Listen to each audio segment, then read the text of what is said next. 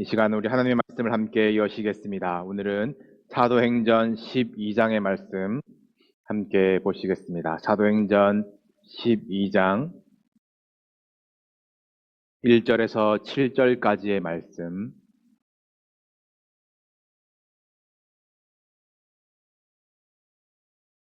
사도행전 12장 1절로 7절의 말씀 제가 봉독하겠습니다.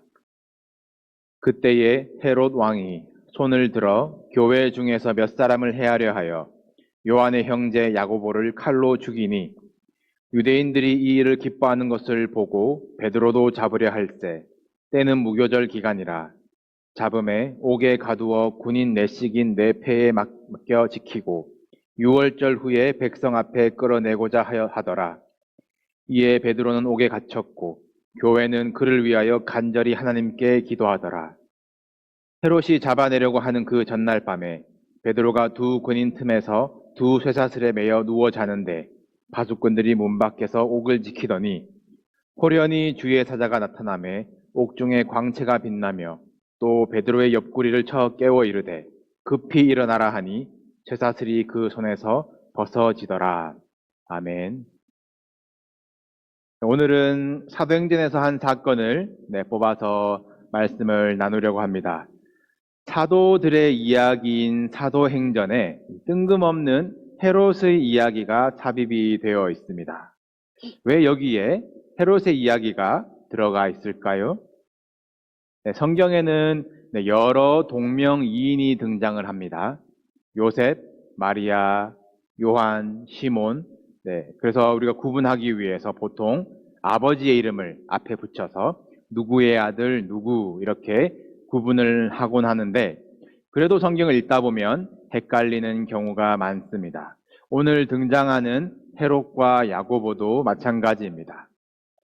성경에는 모두 4명의 다른 헤롯이 등장을 합니다. 예수님이 태어나실 때에 아기들을 모두 죽이라고 명령했던 가장 유명한 헤롯 대왕이 있고 또 세례 요한의 목을 베었던 헤롯, 그리고 오늘 본문에 등장하는 야고보를 죽인 헤롯, 그리고 나중에 바울을 재판하는 헤롯이 있습니다. 4명 다 다른 헤롯이고요. 이것을 우리식으로 바꿔서 예를 들면은 명나라 청나라에서 조선의 왕을 가리켜 말할 때에 조선 이가가 이렇게 이씨가 이렇게 얘기를 하지 않습니까? 이 왕의 이름을 부르지는 않습니다. 헤롯은 이 왕조의 이름이에요. 구분을 하자면 헤롯, 안티파스 2세 이런 풀네임이 있는데 성경에서는 모두 다 헤롯으로 통칭을 하고 있습니다. 바로도 마찬가지의 경우이지요. 이 헤롯 왕조를 이 누가복음에서는 갈릴리 지역의 분봉왕이라고 표현을 합니다. 로마 황제가 갈릴리 지역에 세금을 잘 걷도록 세운 그 지역의 인물이에요. 로마인은 아닙니다. 참고로 이 당시에 같은 지도자였던 빌라도는 갈릴리의 남쪽 지역, 예루살렘을 포함한 가이사라 이쪽 유대 지역의 책임자이고 이 빌라도는 로마인이에요. 그래서 총독이라고 부릅니다. 그래서 이 남북으로 빌라도와 헤롯은 이 정치적인 원수지간인데 예수님 심판 사건 때문에 그날의 친구가 되니라 이런 기록도 복음서에 있습니다. 이 헤롯 왕조는 엄밀히 따지면 유대인이 아니고 유대인이 멸시하는 에돔 출신의 인물입니다.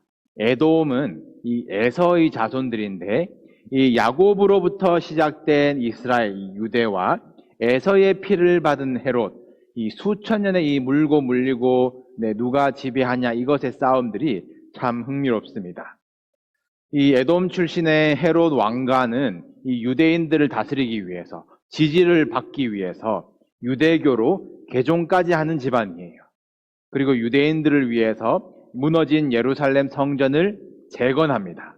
그래서 그 성전을 헤롯 성전이라고 불러요. 그러나 이 출신이 에돔이기 때문에 에돔이 유대인을 지배하고 있는 것에 이 한계가 있었습니다. 유대의 민심을 사로잡는데 굉장한 어려움이 있었어요.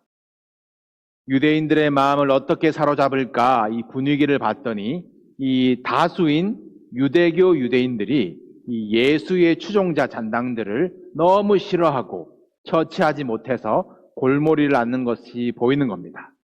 그래서 헤롯이 정치적으로 이 초대교회를 이용하기 시작하는데 이 못 잡아서 이 교회를 못 없애는 것이 아니라 이 손바닥 위에 올려놓고 암묵적으로 허용해 줬다가 정치적인 이슈나 눈가림이 필요할 때마다 예수 추종자들을 처단하는 것을 이슈화시켜서 그의 정치적인 목적을 달성하려 했습니다. 오늘 1절에 보니까요, 헤롯 왕이 지금 좀 교회에서 몇 명 죽여서 분위기를 반전시켜야 되겠다 마음을 먹습니다. 이 손을 들어 몇 사람을 죽여야겠다. 이 마음만 먹으면 된다는 거지요. 그렇게 요한의 형제 야고보를 죽입니다. 그랬더니 3절에서 유대인들이 너무 기뻐하는 거예요. 헤롯이 자기 지지율이 올라가는 것을 보고 눈이 뒤집혀서 하나 더 잡자. 그래서 베드로를 잡아 가둡니다. 이 잡는 것이 굉장히 쉬워 보여요. 오늘 본문에서 다른 설명 없이 칼에 죽은 야고보도 이 동명이인인데 이 같은 이름들이 많은데요. 요한의 형제라고 나와 있습니다. 세베대의 아들 야고보와 요한입니다. 참고로 제자 중에도 알페오의 아들 야고보도 있고요. 예수님의 동생도 이름도 야고보입니다. 이 세베대라는 사람이 야고보의 아버지가 갈릴리 지역에서는 조금 잘 나갔던 유지인 것 같습니다. 그리고 이 치맛바람이 좀 센 집이었어요. 마태복음에 보시면 세베대의 아들의 어머니가 예수께 나와 부탁을 합니다.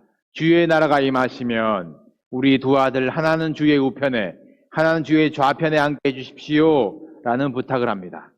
욕심이 너무한 것 같지요? 둘 중에 한 명만 부탁을 해도 염치가 없는 판에 자기 아들 둘을 오른팔 왼팔 삼아달라는 부탁을 뻔뻔하게 합니다.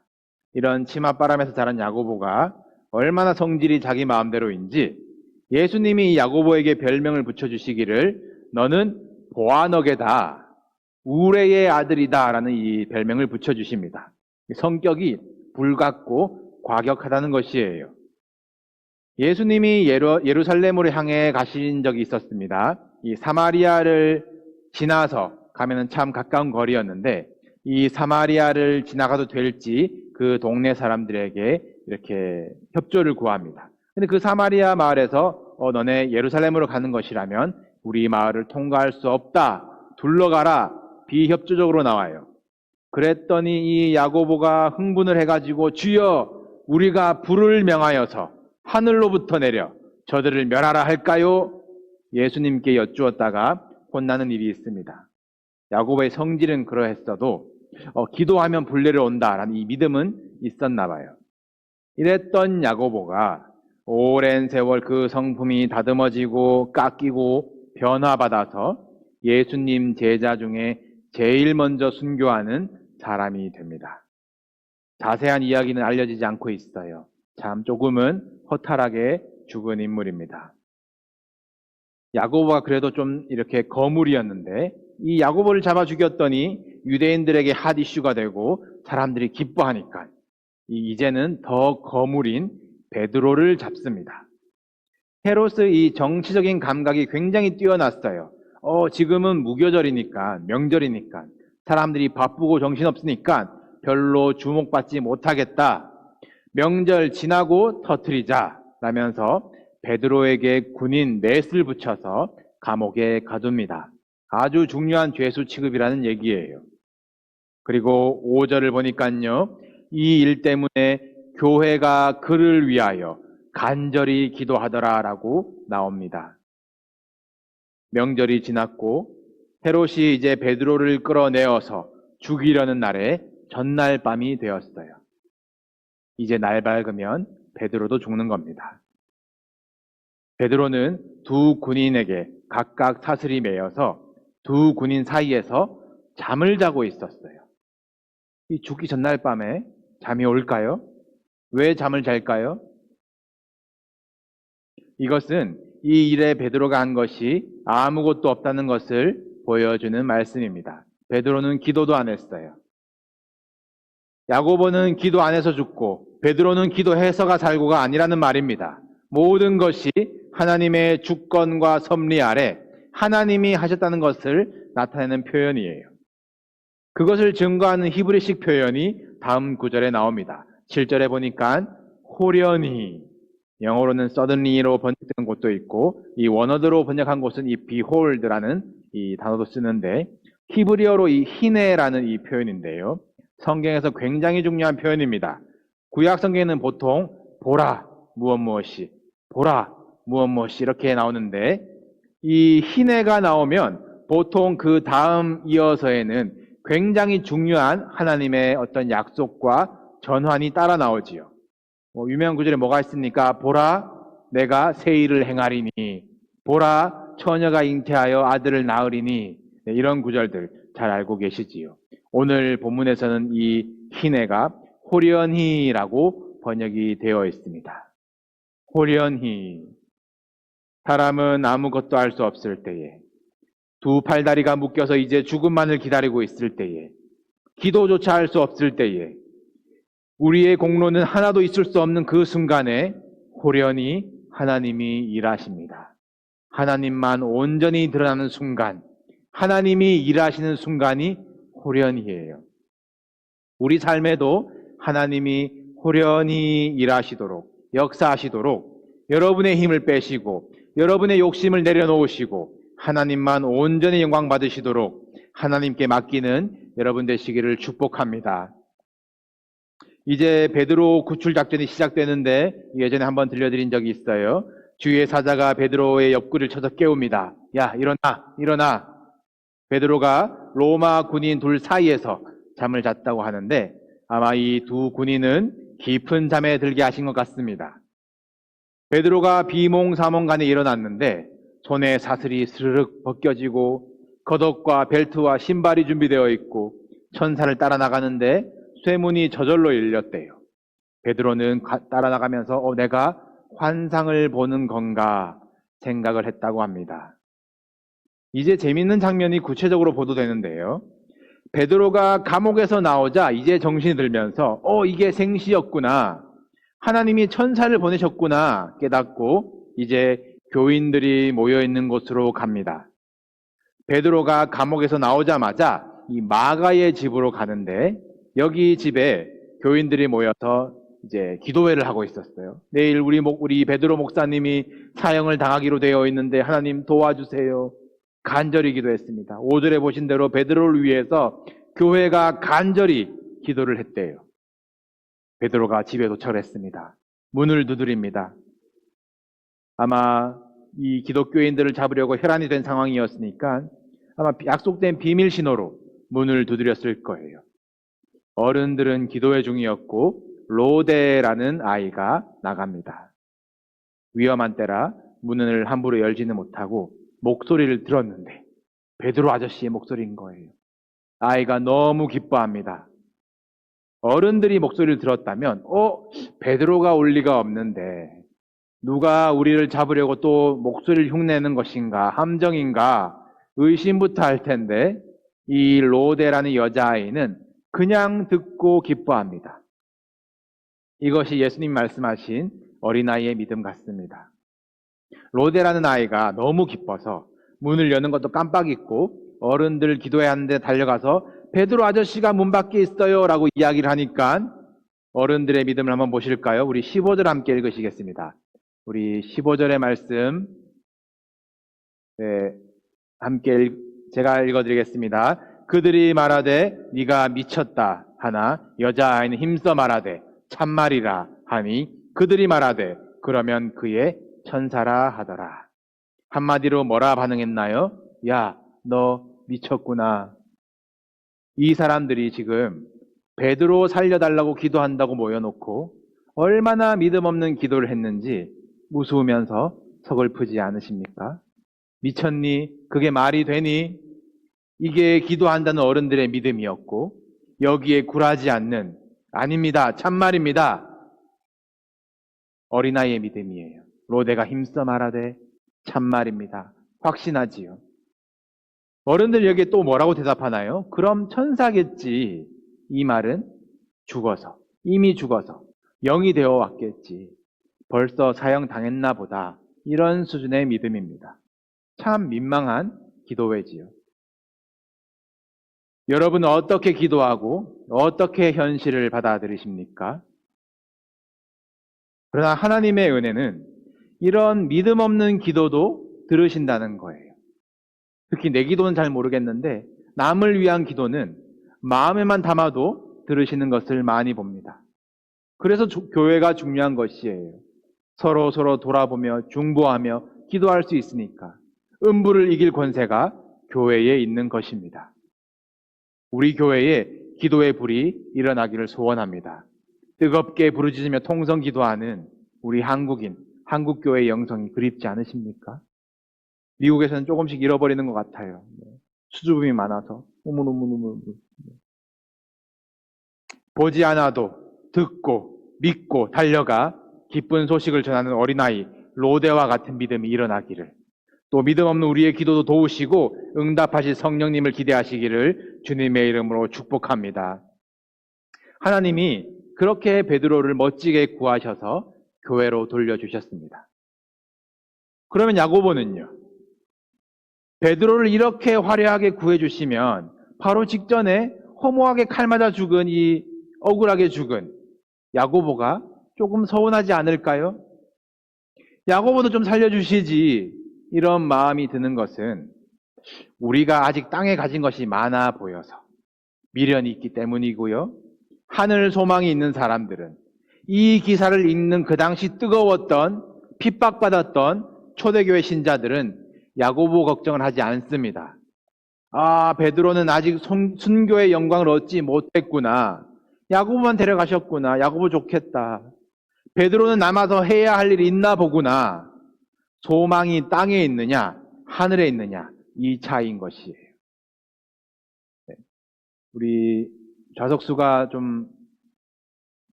넉넉하다 보니까 짧게 얘기하셔도 다 울리거든요. 그래서 제가 쳐다보지 않겠지만 예배 중에 우리 얘기를 잠깐 멈춰주시면 좋겠습니다. 제가 군대에 장교로 조금 오래 있었습니다. 남들보다 조금 더 오래 있었는데 병사들을 좀 많이 보았지요.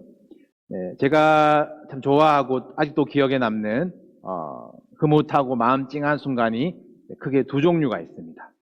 첫 번째는 이 병사의 첫 면회 때예요. 이등병. 막 군생활을 시작한 아이들이지요.